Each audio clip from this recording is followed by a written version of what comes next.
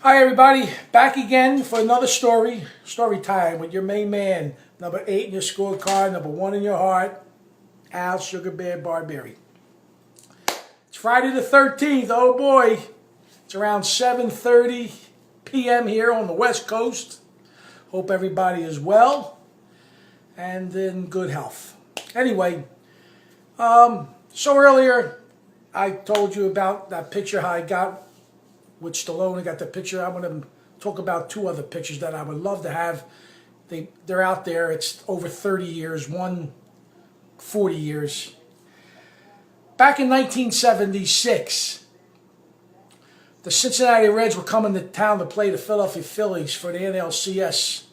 And I'm a young 18-year-old teenager who was fascinated with the big red machine. And as you all know, I'm a baseball guy.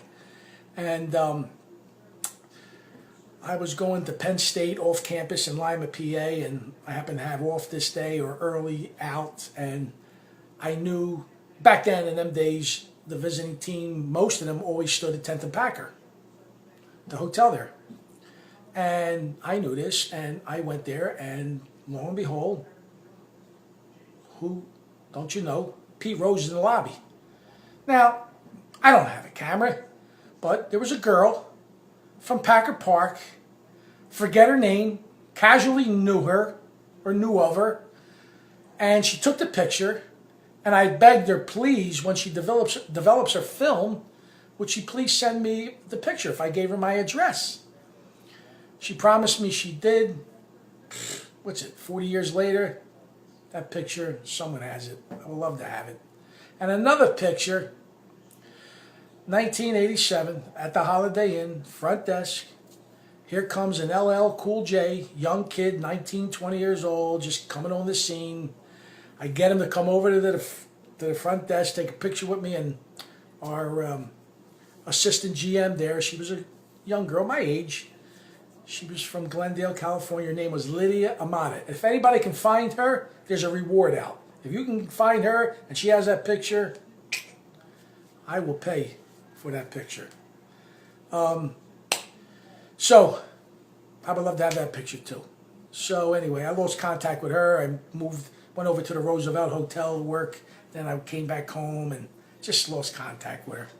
So anyway, if anybody have any time, you can fish around. Lydia Amata, just the way it sounds. Lydia, L-I-D-I-A, Amanda, or Amata, A-M-A-D-A, Amata. Okay, so let's get on to this classic story about Bruce Willis. This was a beautiful one. Classic.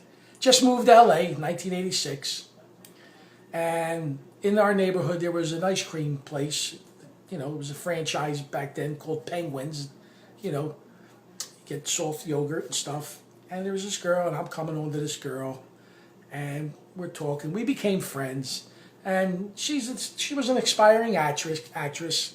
And she's doing the grind, working 2 or 3 jobs to get by. So she went out on her auditions and all that stuff. And she tells me the one job where she works is at the Improv on Melrose. Very, very popular, famous place where comedians do their thing. And she tells me who's nightly stars coming in, and she's starstruck. So one night, she invites me to go there, or we hook up over there. She's working. And when I get there, I'm going to go to the back part where the comedians perform. And in the front part where she was waitressing is, lounge, restaurant area. And I tell her name is Valerie. I said, Val, she told me Bruce Willis will go there a lot. I said, if he comes in, can you go up to him, tell him that you have a friend from South Philly, he's here, he would love to meet you. She says to me with confidence, oh yeah, no problem, I'll do that.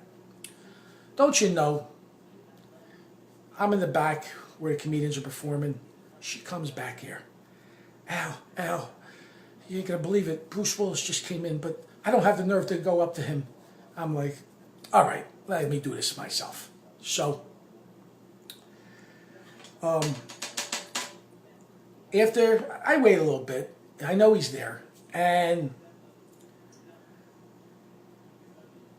later after the show, if I remember correctly, I meet this girl and I'm having a drink with her.